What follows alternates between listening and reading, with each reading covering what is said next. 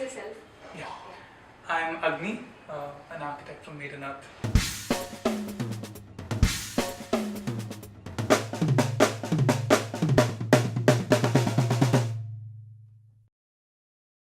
What is Made in Earth's goal? And like, what do you guys stand for? Made in Earth is an architectural firm that's based out of Bangalore with a small group of architects who are young and enthusiastic about using a lot of natural materials in our practice.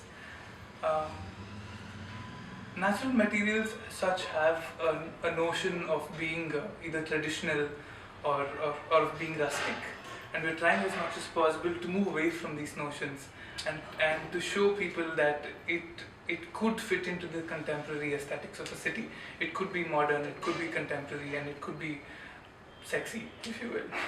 So, talking about how different your projects are as compared to other architecture firms. I do not know about the other architects in the city, but we believe that to build with a material, one must completely understand it. So there's a strong aspect of R&D in the way we work. We constantly keep our hands dirty, we work on site, so we hold workshops, and this enables us to build a very strong relationships with the materials that we work with. And building with natural materials that are constantly varying and are almost a person by itself, I think is an important part in how we deal with our design and how we work. So let's talk about this project. So how was it like working on this specific project? Well, the site itself is extremely small and it's nestled within this tight urban settlement, right?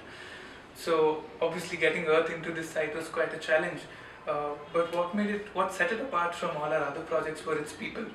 The clients were extremely enthusiastic on building a natural building.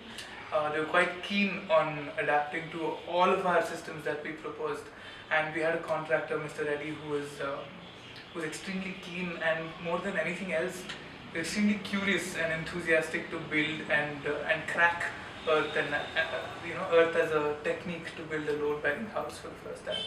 So that way, while it was quite hectic, it was still quite fun.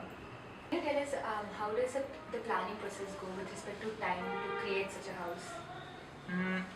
So planning has a lot to do with the design of a house itself. But keeping that apart, when you're building with natural materials or when you're building an earth house like this one, there's this additional aspect of training that's involved.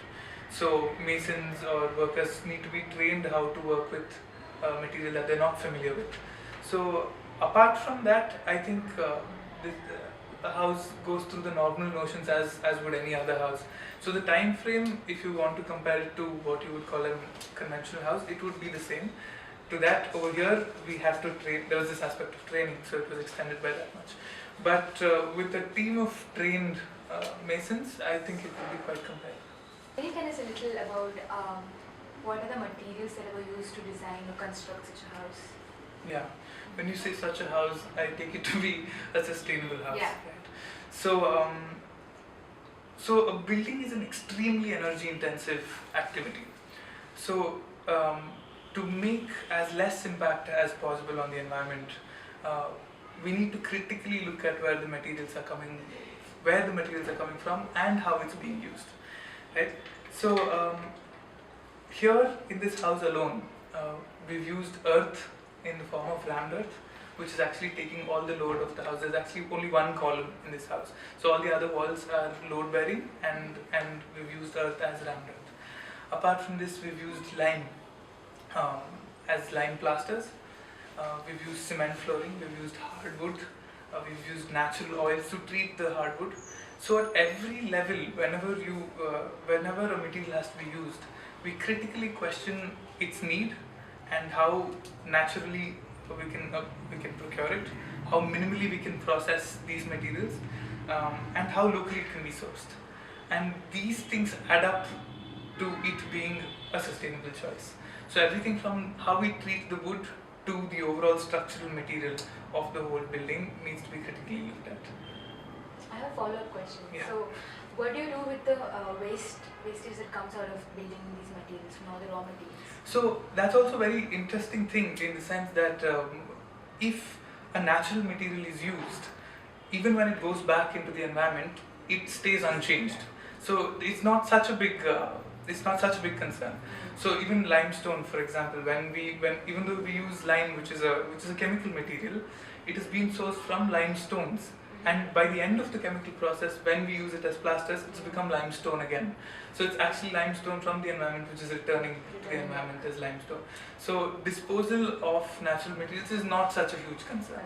Yeah.